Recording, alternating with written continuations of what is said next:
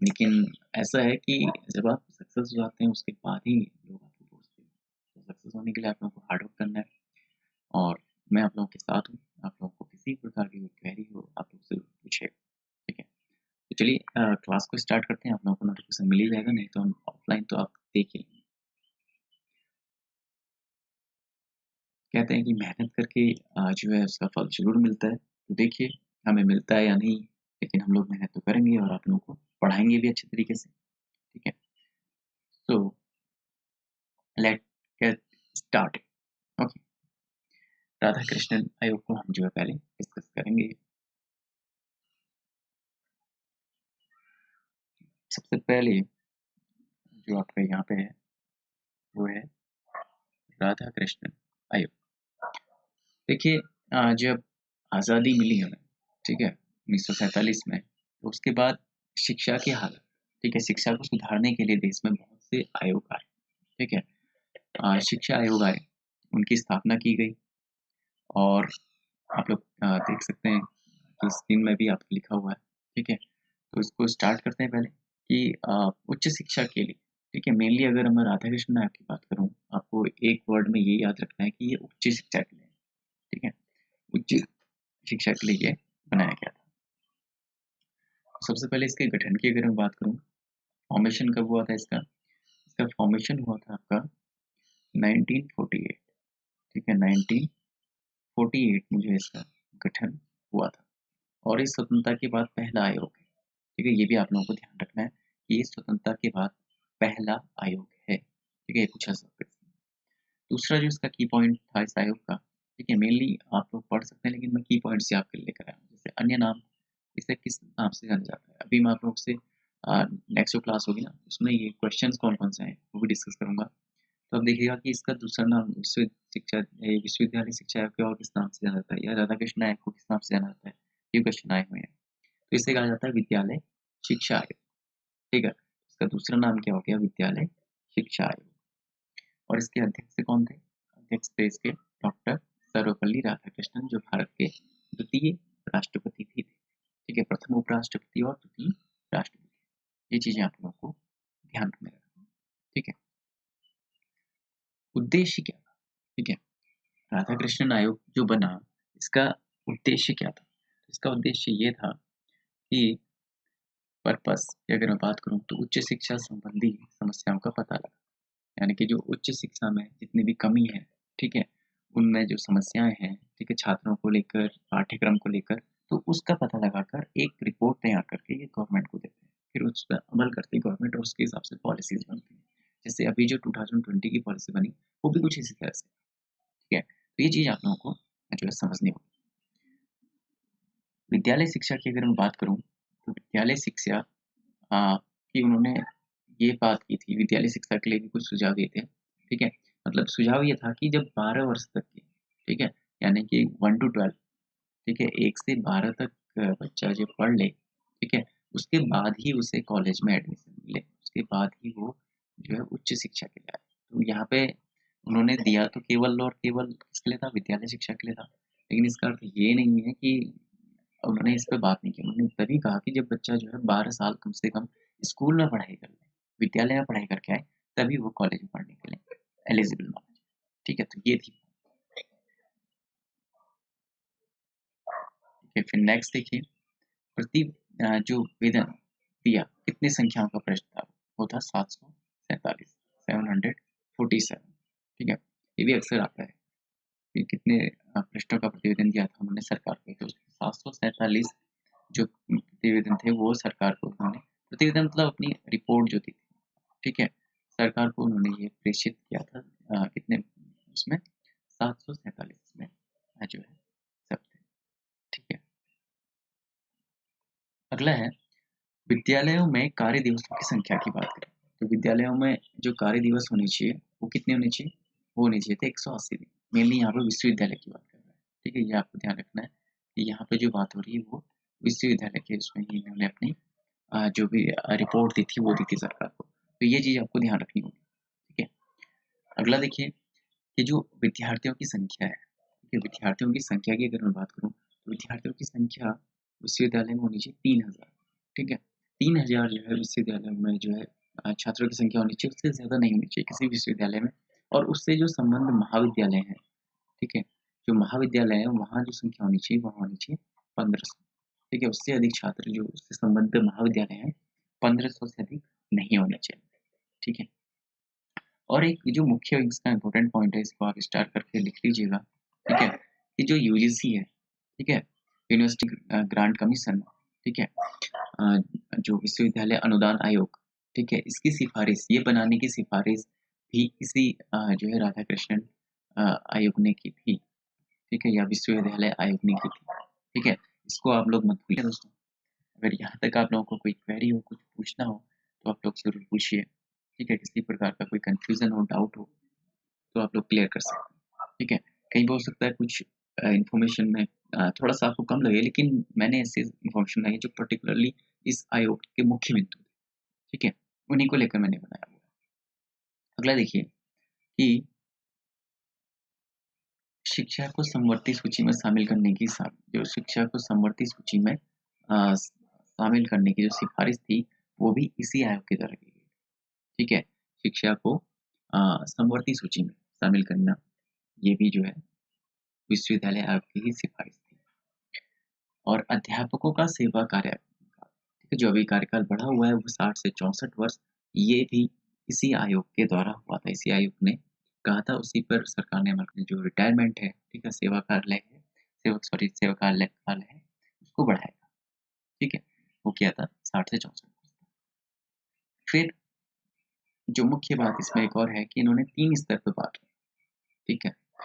उच्च शिक्षा को 3 स्तर पे बाँटा था। एक तो स्नातक स्तर में जो 3 वर्ष तक बच्चा ग्रहण करेगा, फिर स्नातकोत्तर में जो 2 वर्ष तक, फिर शोध कार्य के लिए 2 वर्ष, ठीक है? लेकिन इसे मान्य नहीं किया जा सकता क्योंकि आपको पता है कि शोध कार्य के लिए 2 वर्ष का समय काफ़ी नहीं है, जैसे विज्ञान के विषय हैं, ठीक है? एक्सपेरिमेंट्स वगैरह होते हैं उनमें, बहुत सी फील्ड एक्टिविटीज़ होती हैं, तो 2 साल वहाँ पे बहुत कम हो जाते हैं, ठीक है? इसलिए इसको मान्यता नहीं मिली। हालाँकि स्नातक अभी भी जो है 3 वर्ष तक चल रहा है, लेकिन नई शिक्षा नीति में वो भी अभी जो है करेक्शन हो चुका है, ठीक है? तो एक तो ये बात थी, और इन्होंने जैसे ही स्नातकोत्तर स्तर में अगर मैं बात करूँ डिविजन्स की, ठीक है? फर्स्ट डिवीज़न के लिए उन्होंने 70% काटा, ठीक है? 70% नंबर वाले को फर्स्ट डिवीज़न, सेकंड को 55, थर्ड को 45, ठीक है? तो उस समय ये सिफारिश की गई। लेकिन अगर ये रहता तो काफ़ी अच्छा रहता क्योंकि कॉम्पिटिशन और अच्छा होता। अभी जो है 60 में है, तो विद्यार्थी उतनी ज़्यादा जो है एफर्ट नहीं लगाता है, ठीक है? आज के समय के हिसाब से मैं देखूँ तो, ठीक है? इसको प्राप्त करने के लिए। लेकिन ठीक है, और वैसे भी आजकल आपने अगर एक फ़िल्म में कहीं पे देखा सुना था हमने कि जैसे 33% में अगर आप पास कर ले रहे हैं, ठीक है? केवल 33% नंबर देके अगर बच्चा पास हो जा रहा है, तो उसे आप क्यों एडमिशन नहीं रहता कहीं पे कॉलेजेस में, क्योंकि अगर आप देखें एनटीयू यूनिवर्सिटी में तो आपको 98% भी कम पड़ जाते हैं कभी, ठीक है? इतना वहाँ पे कॉम्पिटिशन रहता है सीट्स का। तो ये चीज़ें हैं, इस चीज़ों को अभी भी जो है शिक्षा में देखने की ज़रूरत है। तो उम्मीद करता हूँ कि यहाँ तक तो आप लोगों का जो राधा कृष्णन आयोग है वो क्लियर हो जाएगा, ठीक है? अब बढ़ते हैं आगे। अ, मुदालियार आयोग, कोठारी आयोग उसके बाद आया था, तो हम पहले मुदालियार में पढ़ेंगे ताकि सीक्वेंस से पढ़ेंगे ताकि आप लोगों को भी ध्यान में रहे, ठीक है? तो मुदालियार आयोग की मैं बात करूँ तो इसका गठन हुआ था 1952 और 53 में, ठीक है? 1952 से 1953 के लिए ये बना था, केवल 1 साल का समय इन्होंने लिया था, ठीक है? 23 सितंबर 1952 को ये बना था, और इन्होंने अपनी रिपोर्ट जो सरकार को दी थी वो 29 अगस्त 1953 को दी थी, ठीक है? मेनली गठन से संबंधित तारीख आपको नहीं पूछी जाएगी, ठीक है? अक्सर इसका था सन पूछा जा सकता है। अन्य नाम इसका है माध्यमिक शिक्षा आयोग। जो इम्पोर्टेंट है वो ये है कि इसका दूसरा, ठीक है, अन्य नाम इसका माध्यमिक शिक्षा आयोग है। इसे माध्यमिक शिक्षा आयोग के नाम से भी जाना जाता है, ठीक है? ये चीज़ें आप लोगों को ध्यान रखनी है। और इसके अध्यक्ष थे डॉक्टर लक्ष्मण स्वामी, ठीक है, मुदालियार, ठीक है? इनके जो अध्यक्ष थे वो थे डॉक्टर लक्ष्मण स्वामी मुदालियार, उन्हीं के नाम पे इसको मुदालियार आयोग कहा गया, ठीक है? जैसे राधा कृष्णन आयोग कहा गया श्री राधा कृष्णन आयोग श्री राधा कृष्णन के नाम से, ठीक है? इसका उद्देश्य क्या था? अब बात आती है उद्देश्य की। तो माध्यमिक शिक्षा आयोग हम कह रहे हैं तो माध्यमिक शिक्षा की समस्याओं का पता लगाना है, ठीक है? यानी कि 6 to 8 या 6 to 10 की अगर मैं बात करूँ, तो माध्यमिक शिक्षा में जो भी प्रॉब्लम्स हैं वहाँ उसको पता लगा, ये बात की गई थी। ठीक है, माध्यमिक शिक्षा की अवधि इसके अनुसार होनी चाहिए थी 7 वर्ष। ठीक है, यानी कि माध्यमिक शिक्षा जो है बच्चे की वो 7 वर्ष में पूरी हो जानी चाहिए। यानी कि आयु को देखें तो बच्चे की आयु उसमें अगर 11 साल है तो 17 साल तक उसकी जो है माध्यमिक शिक्षा पूर्ण होनी चाहिए। ठीक है, तो इन्होंने 7 वर्ष का समय जो है निर्धारित किया। ठीक है, वो अभी चल रहा है, अगर आप कैलकुलेट करें तो उसको इजीली जान सकते हैं। ठीक है, फिर बात करूँ जूनियर माध्यमिक की, इनके हिसाब से जो अवधि होनी चाहिए जूनियर माध्यमिक वो 3 वर्ष की और उच्चतर माध्यमिक 4 वर्ष की। ठीक है, इसमें जो डिवाइड किया था उन्होंने माध्यमिक शिक्षा को भी 2 भागों में डिवाइड किया था। ठीक है, जूनियर माध्यमिक वो 3 साल में 6, 7, 8 और फिर 9 से 12। ठीक है, 9 से 12 जो आपकी उच्चतर माध्यमिक शिक्षा आ जाएगी। ठीक है, वो इनके हिसाब से। फिर जो बात करते हैं त्रिस्तरीय स्नातक पाठ्यक्रम भी इन्होंने दिया था। 3 स्तर का जो स्नातक पाठ्यक्रम है जो चल रहा है अभी भी। ठीक है, वो भी जो है इसी आयोग की देन है। वस्तुनिष्ठ शिक्षा प्रणाली, ठीक है, इसमें वस्तुनिष्ठ शिक्षा प्रणाली भी इन्होंने की थी। उन्होंने कहा था कि जो शिक्षा होनी चाहिए, जो एग्जाम्स होने चाहिए मेनली वो ऑब्जेक्टिव होना चाहिए, हालांकि इनको अभी कम्पिटेटिव एग्जाम्स में यूज़ किया जा रहा है ज़्यादा। और इसके मुख्य सुझाव क्या थे?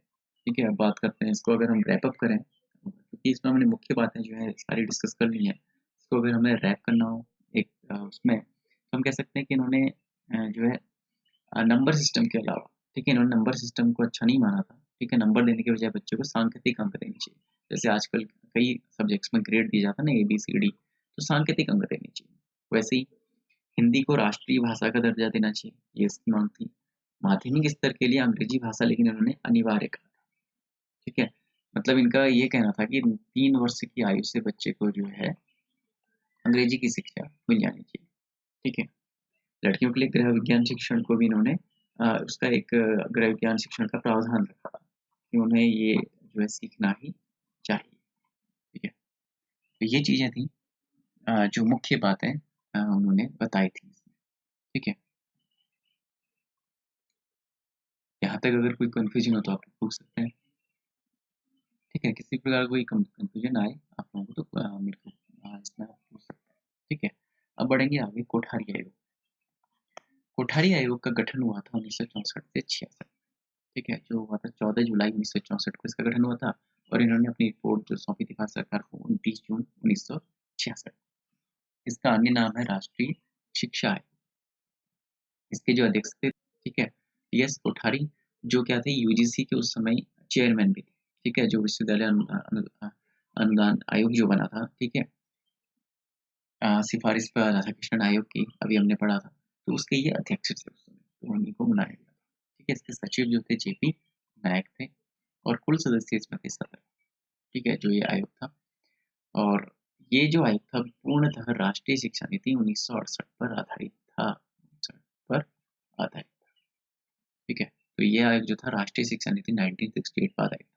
पूछा जा सकता है, इंपॉर्टेंट क्वेश्चन। और ये क्वेश्चन भी एग्जाम में पूछा जाता है कि जो 10+2+3 का सिस्टम अभी हम पढ़ रहे हैं, 10 के बाद 12 फिर 3 में स्नातक, ये शिक्षा प्रणाली जो है इसी आयोग की देन है। ठीक है, ये लास्ट टाइम जो 2015 का पेपर हुआ था दोस्तों, वहाँ पे आया था। ठीक है, अभी हम क्वेश्चंस डिस्कस करेंगे जब प्रीवियस पेपर के, वहाँ पर आपको जरूर मिल जाएगा। अगला है माध्यमिक शिक्षा की बात करें। ठीक है, इन्होंने 2 स्तर में इसको बांटा था, एक तो निम्न माध्यमिक और दूसरी उच्चतर माध्यमिक। निम्न माध्यमिक में इन्होंने कहा था 8 से 10 तक और 11-12 को इन्होंने उच्चतर माध्यमिक कहा। ठीक है, पूर्व प्राथमिक शिक्षा, ये भी एक क्वेश्चन बन सकता है, ये भी इम्पोर्टेंट क्वेश्चन है, इसको आप स्टार्ट कीजिएगा कि जो पूर्व प्राथमिक शिक्षा का कॉन्सेप्ट कहाँ से लिया गया। ठीक है, प्री प्राइमरी एजुकेशन जो LKG UKG होता है, ठीक है, जो बच्चे अभी जाते हैं LKG UKG उसके बाद फर्स्ट में जाते हैं, तो वो कॉन्सेप्ट कहाँ से लिया गया, वो कॉन्सेप्ट आपका यही इसी आयोग का। ठीक है, तो ये चीज आपको ध्यान रखनी है। समान स्कूल प्रणाली, उन्होंने कहा था कि कॉमन स्कूल जो है सिस्टम होना चाहिए। ठीक है, तो स्कूल प्रणाली है वो समान होनी चाहिए सभी प्रकार के बच्चों के लिए, इसकी इन्होंने सिफारिश की थी। त्रिभाषा सूत्र, जी हाँ, इन्होंने त्रिभाषा का सूत्र दिया था। ठीक है, आखिरी भाषा सूत्र किसमें आया था, ये क्वेश्चन भी आपको पूछा जा सकता है। इसके उद्देश्य क्या थे, स्कूली शिक्षा प्रणाली को नई दिशा देना। ठीक है, जो स्कूली शिक्षा प्रणाली है उसको नई दिशा देना, और इसके अलावा माध्यमिक शिक्षा में व्यावसायिक शिक्षा को इन्होंने अनिवार्य बताया था, ये भी एक इम्पोर्टेंट पॉइंट है। और प्राइमरी शिक्षा जो है मातृभाषा में ही दी जानी चाहिए। 6 वर्ष बाद जो है बच्चे को पहली कक्षा में दाखिला देना चाहिए। ठीक है, 6 वर्ष के बाद। तो ये मुख्य बिंदु है आपके कोठारी आयोग के, और इस आयोग को काफ़ी अच्छे से पढ़िएगा, इसके जितने भी कॉन्सेप्ट हैं अच्छे से समझिएगा, जितने मैंने बताया। कहीं पे कन्फ्यूजन हो तो ज़रूर पूछिएगा, क्योंकि इससे जो है क्वेश्चन बहुत बनते हैं। ठीक है, अब बात करेंगे हम राष्ट्रीय शिक्षा नीति। एक और इम्पोर्टेंट टॉपिक है राष्ट्रीय शिक्षा नीति। तो राष्ट्रीय शिक्षा नीति जो लागू हुई थी वो हुई थी 1986 में।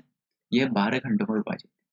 ठीक है, अगर शिक्षा नीति की समीक्षा की बात करें तो 1990 में फिर इसकी समीक्षा की गई थी 4 वर्ष बाद जब ये लागू हुई। उस समिति का नाम था, जिस समिति ने इसकी समीक्षा की, राममूर्ति समिति। ठीक है, इंपॉर्टेंट क्वेश्चन है, आ सकता है एग्जाम में। अब इसका उद्देश्य क्या था? उद्देश्य ये था कि शिक्षा की जो गुणवत्ता है ना उसमें सुधार करना, शैक्षिक अवसरों का विस्तार करना। ठीक है, ये इसके क्या थे, उद्देश्य थे। प्राथमिक शिक्षा 1 से 5 तक इसके कुछ मुख्य बिंदु है, जैसे 1990 तक जो है सबको 1 से 5 तक जो है शिक्षा मिल जाए, इसकी प्रमुख उपलब्धियों में याद। ठीक है, शिक्षा का जो इन्होंने लक्ष्य निर्धारित किया था कि 1995 तक सर्वसुलभ, यानी कि सब जगह स्कूल्स हों। ठीक है, विद्यालय सब जगह खुल जाए कि 6 से 8 तक बच्चा जो है पढ़ सके। इसके लिए जो मुख्य प्रश्न बनता है दोस्तों, वो ये बनता है कि ऑपरेशन ब्लैक बोर्ड, इसको आप लोग स्टार्ट कर लीजिए। बहुत ही इंपॉर्टेंट क्वेश्चन है, प्रीवियस में पूछा गया है कि ऑपरेशन ब्लैक बोर्ड किस नीति का जो है परिणाम है। ठीक है, तो वो है 1986 का नीति। और ये कब लागू हुआ भी पूछा जाता है, तो ये लागू हुआ था 1987 में। ठीक है, इसका प्रावधान था 2 शिक्षक 2 कमरे। ठीक है, यानी